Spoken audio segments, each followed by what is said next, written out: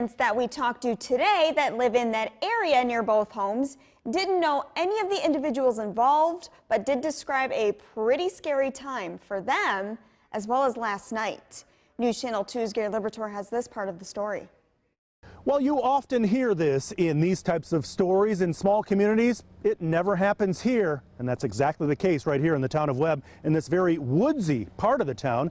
As you can see, deer are right next to the police investigators as they continue to do their work. And sadly, last night, gunfire rang out, and pretty much everyone around here heard it. My wife and I were in our living room watching television, and I heard what I assumed was fireworks, although it definitely sounded different than most fireworks. Most fireworks have a sort of a sharp crack to them, and this one didn't. It was more of a muffled boom. So I was thinking that it sounded like gunshots, but it's not normal for around here, so I was assuming that it was probably fireworks. The Martins weren't the only ones in this area to hear what turned out to be gunshots. We received texts from friends who had said that there had been a shooting and it was close by, and they didn't know that it had been resolved. I heard at least one or two shots, and then there was a pause, and then I heard a few more.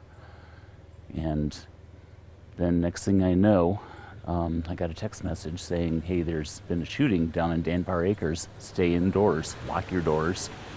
And so I did. From Town of Webb Police?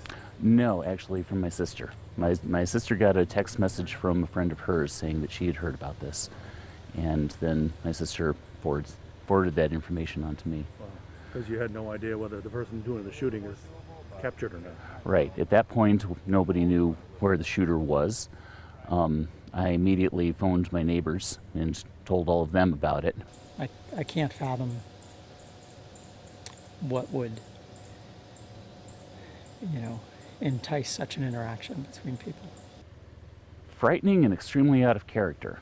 I have been here for over 50 years, and nothing like this has happened within my memory. And obviously the hope here is that it never does again. In the town of Webb, Gary Liberatore, News Channel 2. A pair